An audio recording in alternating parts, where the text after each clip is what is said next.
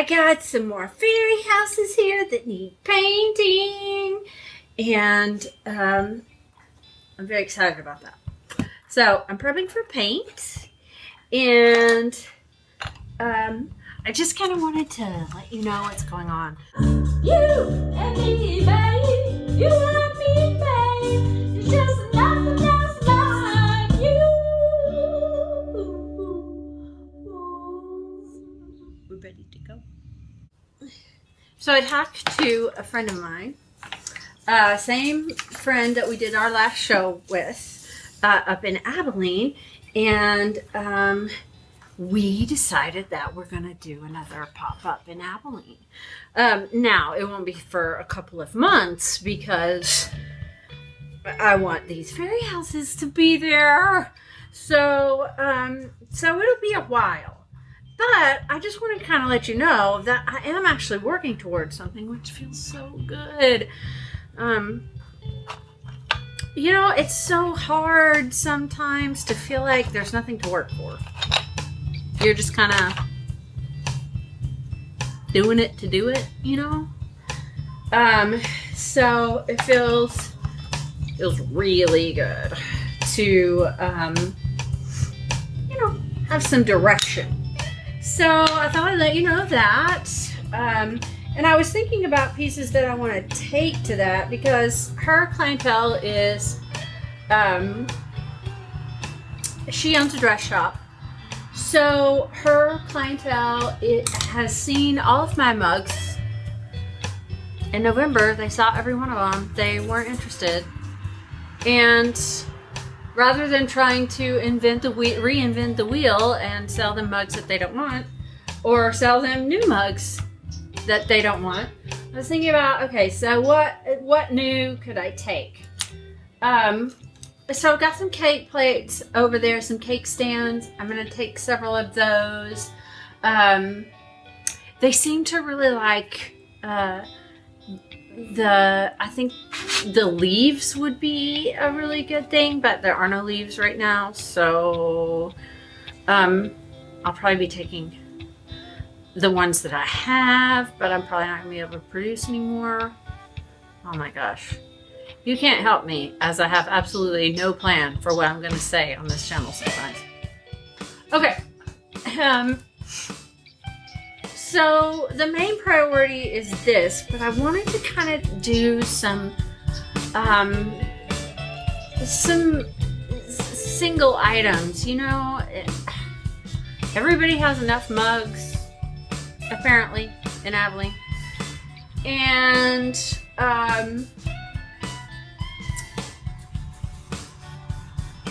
you know, but not everybody has a reversible cake plate that's sturdy enough to just go in the dishwasher.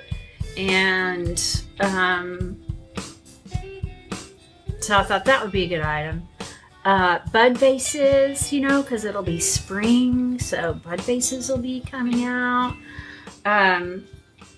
There were a couple of pictures that I took down there for Maker's Market, and both of them were some of the first things to go while we were there, which was great.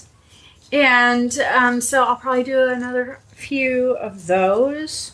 So that is coming up. Plus, those are kind of dual duty as far as you can use them as a picture, but you can also use them as a vase, as a flower arrangement vessel. So I'll probably do some more of those. Anyway, so some things are coming. I think that will be good. And that is what we are working towards for the next couple of months, is maybe some things that aren't your typical item that you think of. Oh, that's pottery.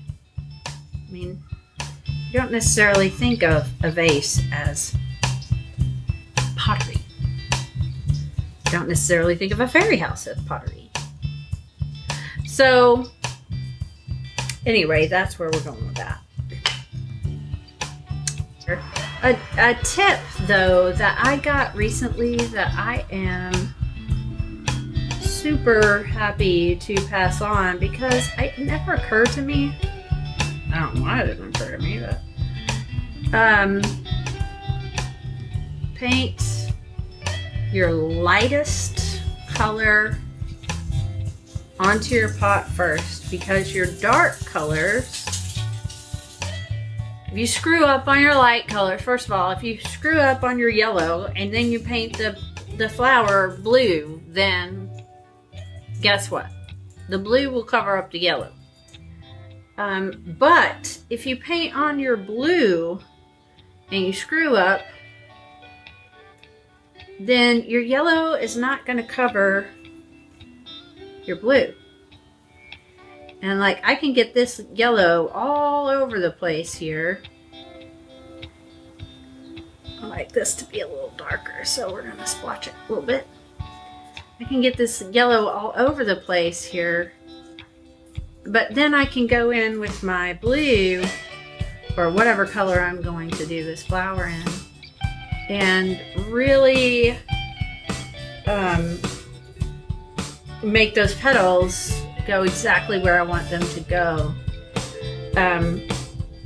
But I won't have blue underneath the yellow. I'll have the yellow underneath the blue, which means that my yellow will be nice and bright and pretty. Otherwise, it will look nice and bright and pretty, and then you'll put it in the kiln firing and you'll get that clear glaze on top of it, and it will be, well, not nice and bright and pretty. Ask me how I know.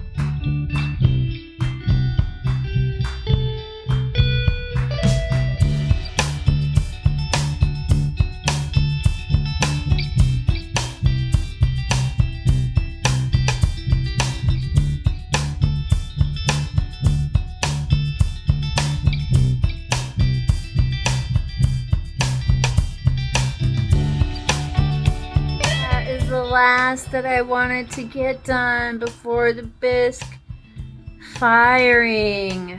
Oh, yay! Aren't you adorable?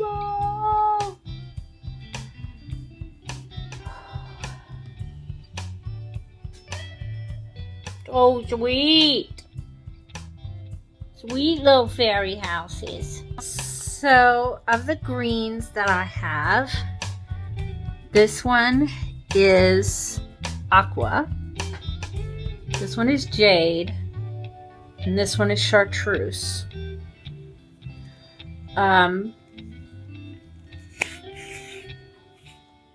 So I'm hoping to kind of see what those are like. I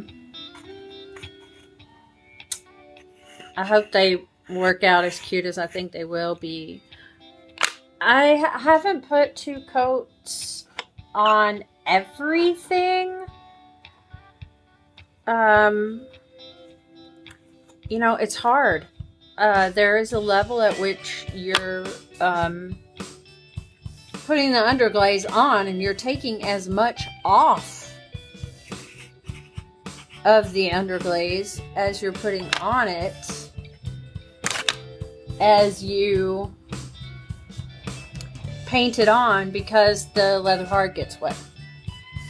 And then the clay just starts melting as your leather hard gets wet. And, you know, it's this vicious circle of drying out and not drying out too much and drying out enough, and then putting wet on there, and then it getting wet, and then it not being dry. And yeah, so I do think I will have to go in and touch up a few things just to get some semblance. But a great thing about Underglaze is that I've got another shot. So after this, first of all, I can paint it again after it dries in this leather hard stage. But after it's bisque fired, I can also, at that point, introduce more underglaze to it as well. So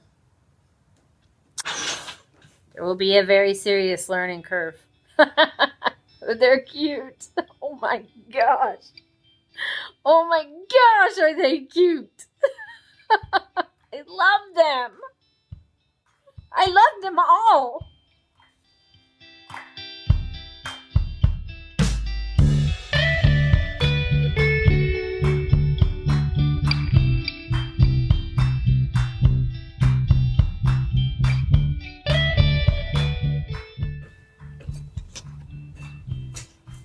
Oh,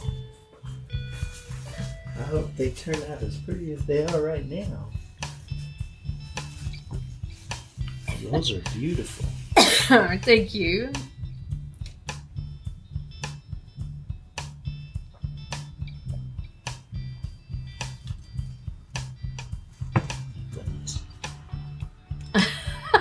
I know. Oh. Love. Thanks, Greg. Love.